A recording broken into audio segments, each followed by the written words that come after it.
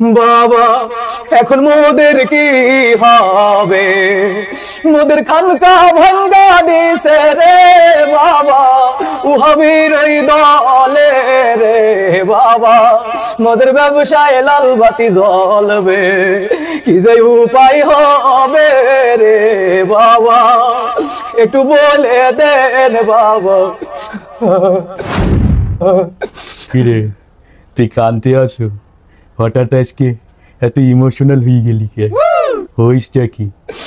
বাবা আপনি তো বলেছিলেন বাবা যে কোনো বিপদের সময় আপনি আমাদের পাশে থাকবেন, আপনি উফাত গমন করেছেন, কিন্তু আমরা মনে প্রাণে বিশ্বাস করতাম বাবা আপনি আমাদের মাঝে এখনো আছেন, কবরে আপনি আমাদের সাথে থাকবেন, কিন্তু বাবা দুনিয়াতে তো আপনি আমাদের সাথে এখন আর নাই, আমাদের ঘর বাড়ি মাজার খানকা ভেঙে, এমনকি বাবা আপনার রওজা শরীফ ভেঙে দিয়েছে, আপনি কিছুই করতে পারলেন না বাবা।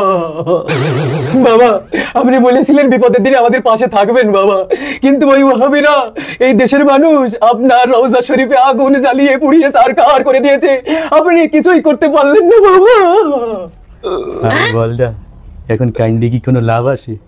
হ্যাঁ আমি মরার পরেই তো কবরের ভিতর জাহান্নামের আগুনে যে পুরা পড়ছি, এই দুনিয়ার সামান্য আগুন মোর দ্বারা কিছুই মনে হইতে আসে না, বরং মনে হইতে আসে আমার যেন মাম পানির ফিল্টার দিয়ে গোসল করাইতে আসে। এই আগুনের সে জাহান্নামের আগুন আর কত বেশি গরম, মোর কলজা গির্দে ফুসফুস সব পুড়িয়ে সারখার হয়ে গেছে, আর তোরা কানতে আসছো দুনিয়ার আগুনের লেগে, এ তো কিছুই না বেটা, এই কান্দা কাটি করা লাগে।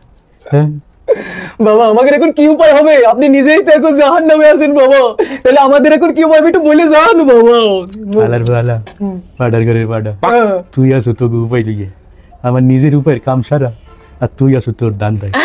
শোন বেটা, দুনিয়ায় তো যা গালগপ্প মারছি সবই আমার ধর্ম ব্যবসা সারতে বলছি, চোখ দুইটা বুঝে গেলে দুনিয়ার কেউ কারো না, কবরে যদি একবার কেউ হান্দাই যায় এর মুরিদকে বাঁচানো তো দূরের কথা, নিজের হোগার সামরা বাঁচানোর কুল পায় না, আর তোরা তো আইসো কোন জায়গার মূর্খ মুড়ি।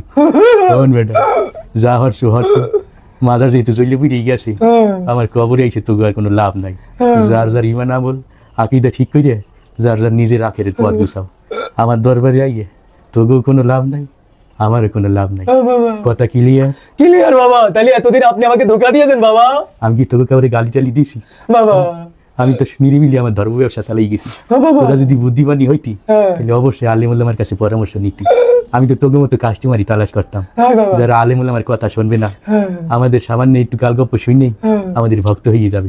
যাই হোক দুনিয়ায় যা হাসিল করছি আখের পুরোটাই বরবাদ হয়ে গেছে, তোরাও সময় থাকতে নিজের আখের গুছা, নাইলে তোকে বাবার এই যে অবস্থা তোকে তো তালাশ করেই পাওয়া যাবে না, আমার এই দেহ যখন কবরের ভিতরে টেকতে পারলো না তোকে তো তালাশ করে পাওয়া বহু দূরের কথা। জি বাবা। কথা ক্লিয়ার? ক্লিয়ার বাবা, ক্লিয়ার। বুঝতে পারছি? জি বাবা। তাইলে আলার বেলা মধ্যরাতে সইতে বাবা আপনার কদমের নিচে একটু জায়গা দেন বাবা।